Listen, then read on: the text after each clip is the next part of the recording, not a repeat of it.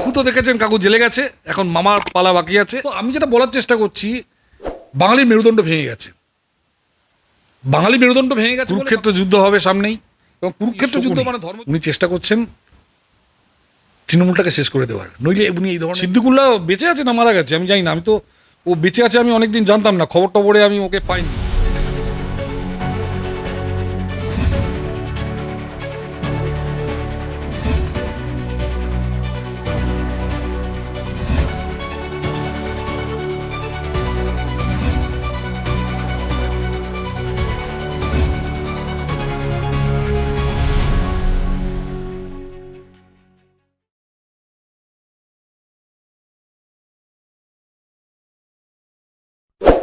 মহাভারতে শ্রীকৃষ্ণ যুদ্ধেই নামেননি, মহাভারতে শ্রীকৃষ্ণ যুদ্ধেই নামেননি।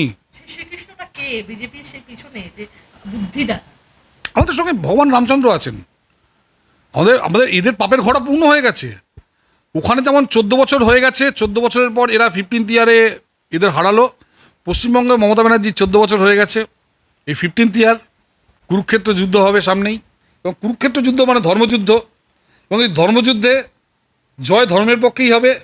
শ্রীরামচন্দ্র থাকুক, এই শ্রী হনুমান ইয়ের রথের উপর ছিলেন, অর্জুনের রথের উপর ছিলেন, এটাই প্রমাণ আমাদের মাথায়। কুণাল ঘোষ বলছেন, আমি বলবো শিল্পদা, কুণাল ঘোষ বলছেন যে শরীফ ভট্টাচার্যকে উদ্দেশ্য করে তিনি বলছেন কোটান্তরগুলো ওর সমস্যা অন্য জায়গায়, দলে অতৃপ্ত আত্মা আছে, সভাপতি হয়েছেন ও বেচারাকে তো একদিকে শুভেন্দু বাবু, মিসেস পাল, অন্যদিকে দিলীপ বাবু, আর একদিকে সুকান্ত বাবু, অর্থাৎ বিজেপির অন্দরে গোষ্ঠীদ্বন্দ্বের দিকে ইঙ্গিত করছেন কুণাল ঘোষ। দেখুন, মহাভারতে আবার ফিরে যাই। শকুনি কিন্তু প্রতিশোধ নিতে এসেছিলেন, মানে এরা ভাবতো আমার মামা আমার বন্ধু, কিন্তু শকুনি প্রতিশোধ নিতে এসেছিলেন।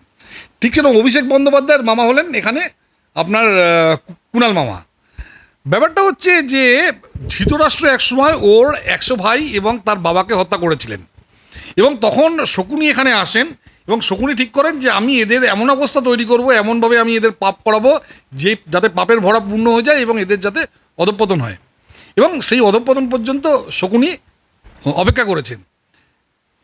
কুণাল ঘোষ হলেন অভিষেক ব্যানার্জির মামা, অভিষেক ব্যানার্জি হলেন দুর্যোধন, অভিষেক ব্যানার্জির মামা হলেন এই কুণাল ঘোষ।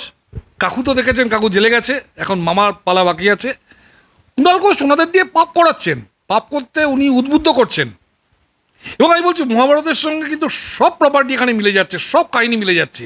14 বছর হয়ে গেছে, 15 বছর, এবার যুদ্ধটা শুরু হবে, ধর্মযুদ্ধ শুরু হবে, যুদ্ধ না ধর্মযুদ্ধ শুরু হবে। এবং অ্যাট দি সেম টাইম এখানেও একটা শকুনি ক্যারেক্টার আছে, আর শকুনি ক্যারেক্টার হলো এই কুণাল ঘোষ, যে নাকি শান্তিতে মানুষকে থাকতে দিচ্ছে না। ওখানে যেমন শকুনি শান্তিতে ওখানকার কাউকে থাকতে দেননি হস্তিনাপুরের, এখানে সেই রোলটি প্লে করছেন কুণাল ঘোষ। কুণাল ঘোষ আমাদের কিছু করছে না, কুণাল ঘোষ কিন্তু ক্ষতি করছে তৃণমূলের। তাহলে আমি বলবো, তাহলে বিজেপির কাছে এখন কি অর্জুনের মতোই পাখির চোখ এখন বাংলার মসনদ? পাকে বাংলার মানুষকে বাঁচাতে হবে, বাঙালি হিন্দুকে বাঁচাতে হবে, মসনদ করে ব্যাপার না। আমরা এখানে রাজত্ব করতে আসবো না, আমরা দায়িত্ব নিতে আসবো। আমরা মানুষকে সঙ্গে নিয়ে দায়িত্ব নেব, আমরা মানুষকে সঙ্গে নিয়ে দায়িত্ব নেব। ঠিক যেভাবে আজকে ছত্তিশগড় এগিয়ে চলছে, যেভাবে ত্রিপুরা এগিয়ে চলছে, যেভাবে আসাম এগিয়ে চলছে, যাদের কথা কেউ ভাবতে পারতো না এক সময়, মধ্যপ্রদেশে এগিয়ে চলছে।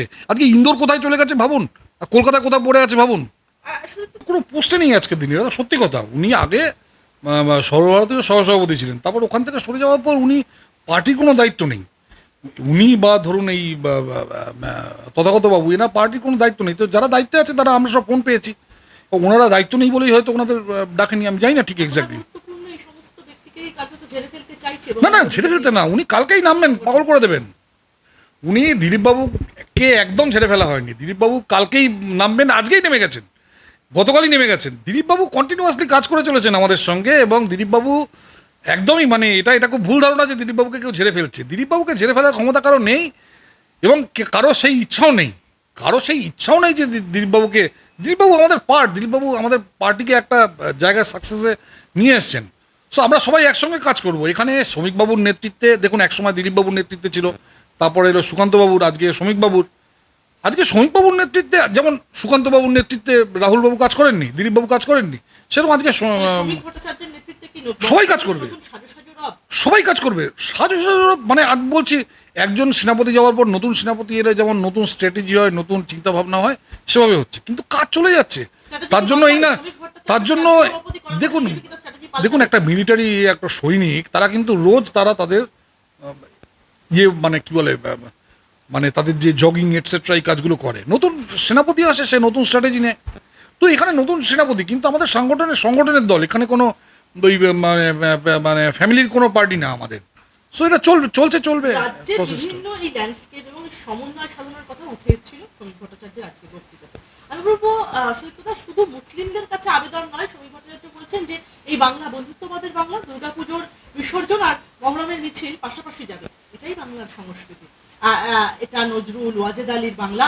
রাজ্যে রাজনৈতিক হিংসায় সব থেকে বেশি মরছে মুসলিম, তার মতে মরছে মুসলিম, মারছে মুসলিম। শ্রমিক ভট্টাচার্য এই কথা বলার ঠিক আগেই শুভেন্দু অধিকারী হিন্দু ভোটারদের এক হতে বললেন। শুভেন্দু অধিকারী বললেন মমতার আমলে মুসলিমদের হাতে হিন্দুরা মরছে। দুজনের কথার মধ্যে এই যে বৈসাদৃশ্য, এই যে ফারাক, কোথাও গিয়ে একটা থেকে যাচ্ছে না? না না না না, কমপ্লিমেন্টারি। দেখো শ্রমিকবাবু কি বলছেন, শ্রমিকবাবু বলছেন যে মুসলিমদের তারা ইউজ করছে, করে মুসলিমদের পুরো ভোটটা তারা নিচ্ছে। শ্রমিকবাবু এই কথাটা বললেন যে মুসলিমকে তৃণমূল কংগ্রেস ইউজ করছে, তাদের ওই ফুরফুরা শরীফ থেকে ইনস্ট্রাকশন দিচ্ছে, সেই ইনস্ট্রাকশনের বিষয়ে সবাই গিয়ে ভোট দিচ্ছে। ভোট দেওয়ার পরেও আজকে তামান্নাকে মরতে হলো, ভোট দেওয়ার ফলেও তামান্নাকে কিন্তু আজকে মরতে হলো। কিন্তু এরপর শুভেন্দুবাবু এখানে এই যে তামান্নার যে মৃত্যু হলো, তামান্নারও মৃত্যু হলো ওই দুধেলগাইদের বোমে, এই পর্যন্ত বলেছেন আপনার শ্রমিকবাবু। পরের স্টেজটা বলছেন শুভেন্দুবাবু, দুটোই রাইট। এরপরেও কালকে যদি ভোট হয়, আপনি দেখবেন তামান্নার যে পাড়ার লোকেরা আছে তারা গিয়ে আবার তৃণমূলকে ভোট দেবে। সেই জন্য উনি বলছেন যে হিন্দুরা সব এক হোক, কারণ এটা তো হিন্দুদের লাস্ট ল্যান্ড। আজকে যেমন মুসলিমদেরকে কার্যত ছেড়ে ভোট প্রক্রিয়া করতে চায় বিজেপি। মুসলিমদের আমরা ছাড়িনি, মুসলিমদের তো ছাড়িয়ে নেওয়া হচ্ছে। মুসলিমদের ছাড়িয়ে নিয়েছে তৃণমূল কংগ্রেস, সিপিএম বা কংগ্রেস। তারা ভোটের আগে ফুরফুরা শরীফ, আমরা ভোটের আগে কোনোদিন ফুরফুরা শরীফে যাই না। আমরা ভোটের আগে আমাদের কোনোদিন শুনেছেন যে ভোটের আগে আমরা কোনোদিন রামকৃষ্ণ মিশনে গেছি, ভোটের আগে আমরা কোনোদিন ভারত সেবাশ্রমের সঙ্গে গেছি, ভোটের আগে আমরা কোনো ইস্কনে গেছি, গিয়ে বলেছি যে আপনারা ইনস্ট্রাকশন দিন হিন্দুরা যাতে ভোট দেয় না। কিন্তু ওদের এই সিস্টেমটা আছে, সেই জন্য বলা হচ্ছে যে বাকিদের এক হতে হবে, কারণ এটা আমাদের লাস্ট ল্যান্ড। সিন্ধিরা যেমন সিন্ধু প্রদেশ হারিয়েছে, কাশ্মীরিরা যেমন কাশ্মীরের প্রদেশ হারিয়েছে, আমরা সেই লাস্ট ল্যান্ডটুকু হারাতে চাইছি না। এখান থেকে যদি চলে যাই, যেদিন পশ্চিমবঙ্গ ল্যান্ড থেকে কাশ্মীরিদের মতো আমাদের খেদিয়ে দেবে, বা সিন্ধের লোকেদের মতো আমাদের খেদিয়ে দেবে, বা ইহুদিদের একসময় যেমন খেদিয়ে দিয়েছিল, সেদিন কিন্তু রবীন্দ্রনাথের সাহিত্য রাখার আমরা কোনো লাইব্রেরি পাবো না। সেদিন কিন্তু এই আলিপুর লাইব্রেরিতে আপনি কিন্তু রবীন্দ্রনাথের কোনো বইও পাবেন না, নজরুলের কোনো বই পাবেন না। আর দেখছেন আজকে ইন্দিরা গান্ধীর সাহিত্য পুড়িয়ে দিয়েছে তারা। ইন্দিরা গান্ধীর যে তারা ইন্দিরা গান্ধী তাদের স্বাধীনতা দিয়েছে, ওরা ধর্ম ছাড়া কিচ্ছু বোঝে না। That's why both are right. এই যে দুটো কথার মধ্যে যে কন্ট্রাডিকশন, যে বৈপরীত্য, একদম কন্ট্রাডিকশন নেই, দুজনে একই কথা বলছেন। উনি শ্রমিকবাবু কি বললেন, শ্রমিকবাবু বললেন যে এদের মিসইউজ করছে। উনিও একই কথা বললেন যে হ্যাঁ এদের মিসইউজ করা হচ্ছে। আজকে তামান্না মারা যাবার পরও কালকে আপনি যদি ভোট নেন, দেখবেন ওই পাড়া সব লোক তৃণমূলকে ভোট দিচ্ছে। কেন না, ওখানকার যে ইমাম আছে সে ইনস্ট্রাকশন দিচ্ছে তৃণমূলকে ভোট দাও। That's what they are trying to. আপনাদের কাছে মাহফুজা খাতুন থেকে শাহ আলমের মতো রাষ্ট্রবাদী মুসলিম নেতা, হ্যাঁ কিছু তাদের ভোটটা আমরা পাবো, তাদের কিছু মানুষের ভোটটা পাবো, কিন্তু আমাদের বেশ করতে হবে হিন্দুদের। এবং সবচেয়ে বড় কথা, হিন্দুদের উপর যে অন্যায় চলছে, এই যে হিন্দু ওবিসি যাদের পাওয়ার কথা তাদের দেওয়া হচ্ছে না, হিন্দু ইডাব্লিউএস কোটা যাদের পাওয়ার কথা তাদের দেওয়া হচ্ছে না, হিন্দু ইয়ের যে কোটা আছে এসটি কোটা সেটা দেওয়া হচ্ছে না। এটা নিয়ে আমাদের লড়াই করতে হবে। ওভারঅল হিন্দু মানে অ্যাক্রস দি স্পেকট্রাম তাদের উপর এই অন্যায় করা হচ্ছে। শ্রমিক ভট্টাচার্যের এই নতুন দায়িত্ব, নতুন নেতৃত্ব কি কোথাও গিয়ে শ্রমিক ভট্টাচার্য কি এই শুভেন্দু অধিকারী এবং দিলীপ ঘোষকে একসাথে নিয়ে চলতে পারবেন? শুভেন্দু অধিকারীর রাজনৈতিক চিন্তা ভাবনা, মতাদর্শকে নিয়ে চলতে পারবেন শ্রমিক ভট্টাচার্য? দেখুন, দিলীপ ঘোষ এবং শুভেন্দু অধিকারী কোনোদিন আলাদা হননি, দুজনের মধ্যে কোনো গণ্ডগোল কোনোদিন ছিল না। আমি আপনাকে দায়িত্ব নিয়ে বলছি, একটা পার্টিতে থাকলে আলাদা ভিন্ন মতামত থাকে। আপনি আপনার কোম্পানিতে যে চাকরি করেন, আপনাদের সবার জার্নালিজম নিয়ে আলাদা মতামত থাকে। সেরকম ধরুন দুই ঘরানা থেকে এসছেন, আলাদা মতামত, কিন্তু দুজন একসঙ্গে কাজ করেছেন, বহু জায়গায় দুজন একসঙ্গে করেছেন। এই কথা, এটা একটা মিথ। আমি বলছি দুজনের মধ্যে যেমন একটা মিথ ওরা নিজেরাই বাজারে ছড়ায়, নিজেদের সম্বন্ধেও আমাদের সম্বন্ধেও। কীরকম তৃণমূল মার্কেটে মিথ ছড়ায় পিসিআর ভাইপোর মধ্যে গণ্ডগোল আছে, আমি বলছি কোনো গণ্ডগোল নেই। সেই তৃণমূলই আবার বাজারে ছড়ায় যে শুভেন্দুবাবু আর সুকান্তবাবুর মধ্যে গণ্ডগোল আছে। আমরা বলছি এটাও মিথ্যা কথা। শুভেন্দুবাবু এবং সুকান্তবাবুর মধ্যে, শুভেন্দুবাবু এবং দিলীপবাবুর মধ্যে কোনো গণ্ডগোল নেই। এই শুভেন্দুবাবু, সুকান্ত মজুমদার, শুভেন্দু অধিকারী, সুকান্ত মজুমদার, দিলীপ ঘোষ, এই সবাইকে একসাথে নিয়ে নৌকার বৈঠা বাইতে পারবেন তো শ্রমিক ভট্টাচার্য? আরে তারা একসঙ্গেই আছেন, তারা একসঙ্গেই আছেন, একসঙ্গে নিয়ে চলার কোনো ব্যাপার নেই, একসঙ্গে আছেন সবাই, আমি আপনাকে বলছি। রাজনৈতিক দিক থেকে কোন রকম কোনো মতাদর্শগত কোনো মানে বৈপরীত্য? রাজনৈতিক মতাদর্শ সবার এক, কাজের প্রক্রিয়া এক একজনের এক এক রকম, কাজের প্রক্রিয়া, বক্তৃতা। দুজন কবিকে একই দৃশ্য দেখিয়ে আপনি আপনি দুজন কবিকে একই দৃশ্য দেখিয়ে দুটো কবিতা লিখতে বলুন, দুজন সম্পূর্ণ আলাদা কবিতা লিখবে। ঠিক সেরকম ধরুন বৃষ্টি পড়ছে, পাতা পাতায় জল পড়ছে, দুজন কবিকে আপনি একসঙ্গে কবিতা লিখতে বললেন, দুজন দুরকম কবিতা লিখবে। ঠিক সেরকম একই একই প্রসেস, একই ধরুন প্রবলেম, তার উপরে যদি আপনি শ্রমিকবাবুকে বক্তৃতা দিতে বলেন, আপনি সুকান্তবাবুকে বলেন, আপনি যদি দিলীপবাবুকে বলেন, আপনি যদি শুভেন্দুবাবুকে বলেন, চারজন চার রকম বক্তৃতা দেবে, চার রকম স্টেটমেন্ট দেবেন। একদম এর মানে এই না যে তাদের মধ্যে গন্ডগোল আছে। একদম। সুতরাং আমি আপনাকে একটা কথা বলি যে কার্তিক মহারাজের বিরুদ্ধে যা অভিযোগ তা সম্পূর্ণ মিথ্যা, সেটা ওই ভদ্রমহিলা যখন নাকি প্রেসের সামনে এসে কথা বলেছেন তার থেকেই বোঝা গেছে। উনি বলেছেন যে আমার কাছে আইপিকার লোকেরা এসেছিল এবং কোন দিদি তাকে নাকি পুরো জিনিসটা গাইড করছে, এবং দিদি এবং উপর লেভেলের লোকেরা, তার থেকে বোঝা যাচ্ছে যে কার্তিক মহারাজের উপর যা অভিযোগ আছে সম্পূর্ণ মিথ্যে। এবার আসি আমি দ্বিতীয় পয়েন্টে। যে বাঙালি অনুশীলন সমিতি এবং যুগান্তরের নেতৃত্বে একসময় লড়াই করেছিল, যেই বাঙালির নেতৃত্ব ছিল স্বামীজি, সুভাষচন্দ্র বোস, অরবিন্দ ঘোষ, বাঘাযতীন থেকে ক্ষুদিরাম বোস, সবাই, সেই বাঙালিরা যেমন দুর্দশা হলো যে আজকে সেই বাঙালি রাস্তায় দাঁড়িয়ে আজকে এই আমরা কয়েকজন বিজেপির মানুষ বাজে কেউ রাস্তায় নেমে ইয়ের প্রতিবাদ করছে না, যেমন কসবার মেয়েটার জন্য প্রতিবাদ করছে না, তামান্নার জন্য কেউ প্রতিবাদ করছে না, কেউ আজকে কার্তিক মহারাজের জন্য প্রতিবাদ করছে না। বাঙালির এই দুর্দশাটা কেন হলো? আর এখানেই শ্রমিক ভট্টাচার্য এই যে আজকে বললেন যে আমরা এই শিক্ষা, স্বাস্থ্য, শিল্প, ল্যান্ড এবং প্রত্যেকটা জিনিস, রিসোর্স, প্রত্যেকটা জিনিসকে আমরা এই সমন্বয়ে আনবো। প্রথমে মেরুদণ্ড তৈরি করতে হবে। আজ থেকে 50 বছর আগে ইভেন আমরা যখন ছোট ছিলাম পাড়ায় পাড়ায় আপনার কুস্তির আখড়া ছিল, আজকে কুস্তির আখড়া সব উঠে গেছে। আর শারীরিকও তো দরকার বৌদ্ধিকের সঙ্গে, তার সঙ্গে প্রত্যেকটা কম্পিটিটিভ পরীক্ষায় বাঙালিরা ফেলিওর। লাস্ট 1-2 বছর, এবছর হয়তো ভালো রেজাল্ট করেছে, কিন্তু আপনি দেখবেন গত 50 বছরে আইএএসে বাঙালির ছেলেরা চান্স পায় না, বাঙালির ছেলেরা আইআইটিতে চান্স পায় না। 100টার মধ্যে ম্যাক্সিমাম 2টো, আমাদের সময় 8-10টা করে আইআইটিতে চান্স পেতো, এখন আইআইটিতে 1-2টো ছেলে চান্স পায়। নিটে দেখুন কি ভয়ঙ্কর খারাপ অবস্থা, বিশেষ করে কলকাতায়, তাও গ্রামের ছেলেগুলো চান্স পাচ্ছে, কলকাতার অবস্থা। তো আমি যেটা বলার চেষ্টা করছি, বাঙালির মেরুদণ্ড ভেঙে গেছে, বাঙালি মেরুদণ্ড ভেঙে গেছে বলে বাঙালি আজকে সব বাঙালি রাস্তায় নেমে কার্তিক মহারাজের পাশে গিয়ে দাঁড়াচ্ছে না, সব বাঙালি রাস্তায় নেমে তামান্নার পাশে দাঁড়াচ্ছে না, সব বাঙালি রাস্তায় নেমে ওই কসবার মেয়েটার বিচারের জন্য প্রতিবাদ করছে না। গুটি কতক আমাদের মতো বিজেপি কর্মী আমাদের নেমে প্রতিবাদ করতে হচ্ছে। এটা দুর্ভাগ্যজনক, এবং এই পরিবর্তন আমরা আনবো আগামী দিনে। কুণাল ঘোষ কি জবাব দেবেন? কুণাল ঘোষ যে আমি তো বলছি উনি শকুনি, উনি চেষ্টা করছেন তৃণমূলটাকে শেষ করে দেওয়ার, নইলে উনি এই ধরনের মন্তব্য করতেন না। জানেন, উনি কার্তিক মহারাজের এগেনস্টে যত কথা বলবেন, মানুষের তৃণমূলের প্রতি ঘৃণা তত বাড়বে এবং কার্তিক মহারাজের উপর সমর্থন তত বাড়বে। সেই জন্য উনি এই কাজটা করছেন, উনি তৃণমূলের ক্ষতি করছেন।